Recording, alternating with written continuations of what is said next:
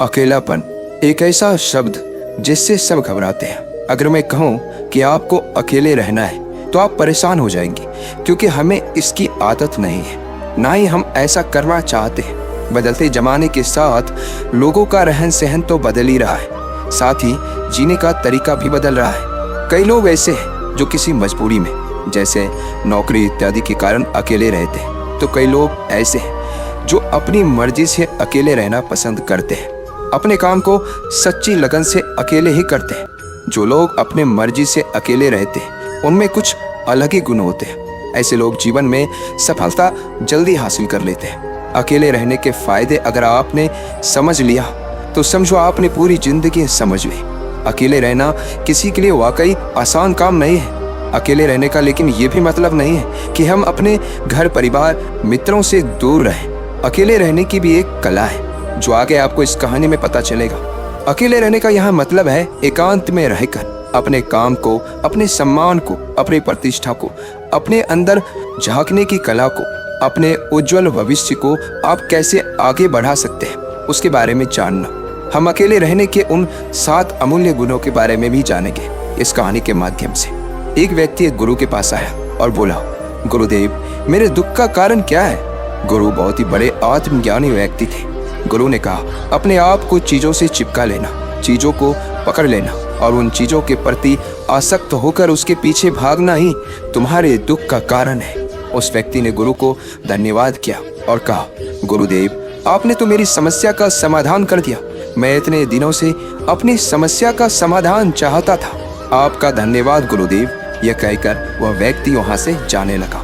गुरु ने कहा, पूरी बात तो सुन लो। उस व्यक्ति ने कहा, नहीं गुरुदेव, आपका इशारा मिल गया, बस वही काफी है, और समझदार को इशारा ही काफी होता है। 1 महीने के बाद वह व्यक्ति फिर से गुरु के पास आया। इस बार उस व्यक्ति का हाल बहुत ही बुरा था। वो बहुत ही दुखी था और सीधे गुरु के चरणों में गिर गया और कहा, गुरुदेव, आपने जो कहा था मैंने वैसा ही किया, पर मुझे सुख नहीं मिला, मुझे तो और दुख मिल रहा है। गुरु ने उस व्यक्ति से पूछा, तुमने ऐसा क्या किया? व्यक्ति ने कहा, मुझे अपने परिवार वालों से, मित्र, रिश्तेदारों से दुख मिल रहा था। मैंने उसे छोड़ दिया और छोड़कर चला गया। 2-4 दिन तो मुझे अच्छा लगा, पर धीरे धीरे मुझे उनकी याद आने लगी। अपने माता पिता, अपनी पत्नी, अपने बच्चे याद आने लगे। रिश्तेदार, यहाँ तक कि अपने शत्रु भी मुझे याद आने लगे। इतना दुखी तो मैं उनके पास रहकर भी नहीं था जितना मैं उनसे दूर होकर हो गया। इसलिए आज मैं वापस घर जाने के लिए निकला था और आपके पास आ पहुंचा। आपने मुझे इतनी गलत सलाह क्यों दी गुरुदेव? गुरु मुस्कुराए और गुरु ने कहा, तुम परिवार को छोड़कर भागे, मित्रों, रिश्तेदारों, यहाँ तक कि शत्रुओं को भी छोड़कर भागे, पर यह तुम्हारी गलतफहमी थी कि तुम छोड़कर भाग रहे हो। वास्तव में तो तुम उन्हें लेकर भाग रहे थे। व्यक्ति ने कहा, पर गुरुदेव, मैं तो किसी को अपने साथ नहीं लाया। गुरु ने कहा, जो चीज हमें दुख देती है वह कहीं बाहर नहीं होती, यहाँ तक कि जो हमें सुख देती है वह भी बाहर नहीं होती। यह सब परिवार वाले, रिश्तेदार, मित्र, शत्रु, ये सब कहाँ बसते हैं? ये सब हमारे मन में बसते हैं। और जब तुम भागे तो तुम अपने मन को साथ लेकर भागे, और तुम्हारे मन में यह सब तुम्हारे साथ भाग रहे थे, तो तुम इनसे कहीं दूर गए ही नहीं। जब जो चीज़ें मन में बसी हैं और वह आसपास हो, वह हमें बहुत लगता है, पर वह बहुत कम होता है। और जब हम इन चीज़ों से दूर हो जाते हैं, यानी छोड़कर भाग जाते हैं, तब मन उन चीज़ों को पाने के लिए फिर से प्रयास करने लगता है, और तब यह चीज़ें बहुत ज़्यादा दुख देती हैं, जैसा तुम्हें हो रहा है। व्यक्ति ने कहा, तो गुरुदेव, मैं क्या करूं? चीज़ों के साथ रहो तो दुख, चीज़ों को छोड़कर जाओ तो दुख। क्या मैंने सिर्फ दुख उठाने के लिए ही जन्म लिया है?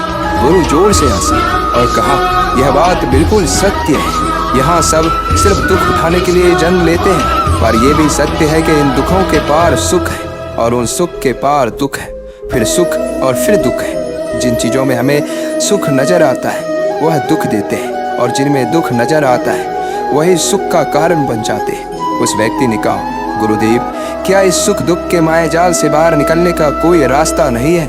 गुरु ने कहा, रास्ता तो है, मगर तुम इसी दुनिया में रहना चाहते हो, इन सब के साथ रहना चाहते हो, तो तुम्हें एक काम करना होगा। तुम ऐसे ही रहो जैसे कि तुम इस दुनिया में अकेले हो। सबके साथ रहो पर अकेले रहो। व्यक्ति ने कहा, पर गुरुदेव, ये कैसे हो सकता है? गुरु उस व्यक्ति को एक जगह पर ले गए जहाँ एक मेला लगा हुआ था। वहाँ बहुत भीड़ थी। गुरु ने कहा, देखो अपने आसपास यहाँ किसी को जानते हो क्या?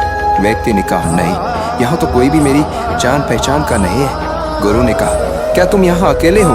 व्यक्ति बोला, हाँ गुरुदेव, बिल्कुल अकेला। गुरु ने कहा, नहीं, तुम्हारे मन में कुछ चल रहा है, तुम अकेले नहीं हो।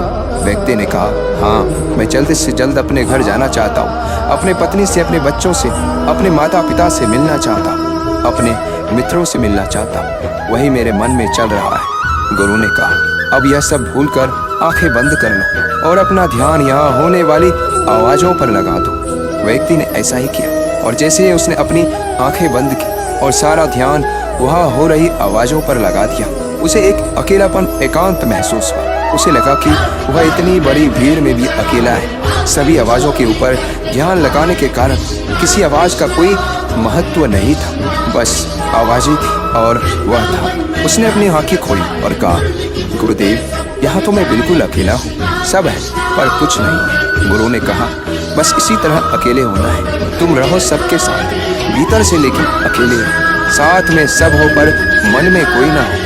जिसने इस तरह से अकेले जीना सीख लिया, उसे कभी जीवन में दुख नहीं होगा, उसे चीजें दुख नहीं देगी, वह हर चीज में आनंद की प्राप्ति कर सकता है। गुरु ने आगे कहा, महान सफलताएं अकेलेपन से ही शुरू होती है, अकेलापन ही हमें उनसे मिलाता है। अपने अकेलेपन को नकारात्मक मत समझना, बल्कि उसे एकांत समझकर खुद को जानने का प्रयास करो। जब तुम्हें एकांत पसंद आने लगे तो समझो तुम्हारा वास्तविक वजूद तुमसे मिलना चाहता है, इसलिए अपने इस एकांत प्रेम का सम्मान करो। गुरु बोले, मैं तुम्हें 7 ऐसी खूबियों के बारे में बताता जो अकेले रहने वाले लोगों में पाई जाती है और उन्हें दूसरों से अलग बेहतर बनाती है। गुरु ने कहना शुरू किया, पहली खूबी जो एकांत में रहने वाले लोगों में पाई जाती है वो ये है कि ऐसे लोग दूसरों की तुलना में खुद के प्रति ज़्यादा जागरूक होते हैं।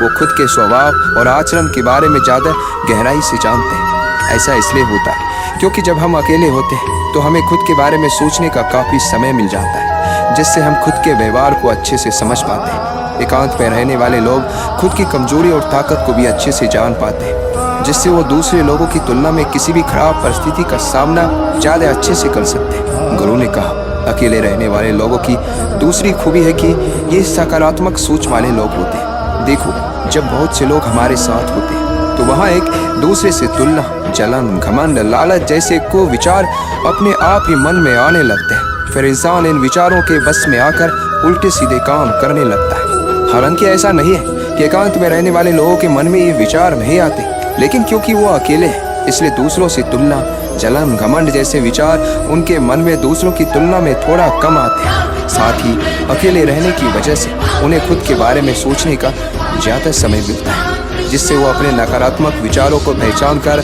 उन्हें कम कर सकते हैं, जिसके कारण ऐसे एकांत में रहने वाले लोग ज़्यादा सकारात्मक होते हैं। अकेले रहने वाले लोगों की तीसरी खासियत ये है कि ये लोग ज़्यादा अनुशासित और आत्मनिर्भर होते हैं, क्योंकि अकेले रहने वाले लोगों को अपनी ज़्यादातर काम खुद से ही करने पड़ते हैं, इसलिए ये दूसरों की तुलना में ज़्यादा आत्मनिर्भर होते हैं। साथ ही ऐसे लोगों को दूसरों का काम भी पसंद नहीं आता, ये अपना काम खुद करने पर ही भरोसा करते हैं। साथ ही ये लोग कोशिश भी करते हैं कि दूसरों से कम सहायता लेनी पड़े, पर क्योंकि ऐसे लोग आत्मनिर्भर और अपने काम को लेकर स्पष्ट होते हैं, ऐसे लोग अनुशासित भी होते हैं। ये लोग अपने समय की कद्र करते हैं और दूसरों का भी समय बर्बाद नहीं करते। अकेले होने की वजह से ऐसे लोग एक निश्चित दिनचर्या का पालन भी करते हैं, जिससे ये लोग ज़्यादा व्यवस्थित होते हैं और ये भी इनके अनुशासित होने का एक कारण है।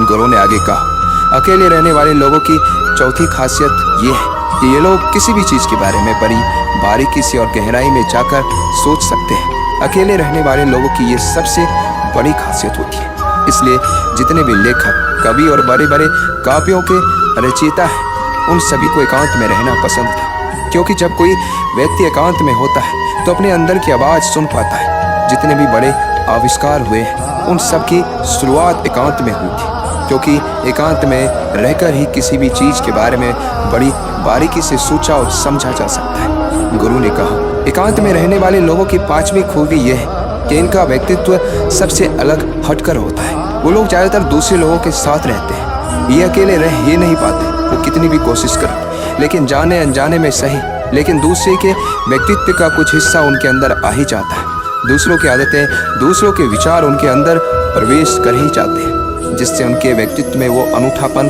वो निरालापन नहीं आ पाता।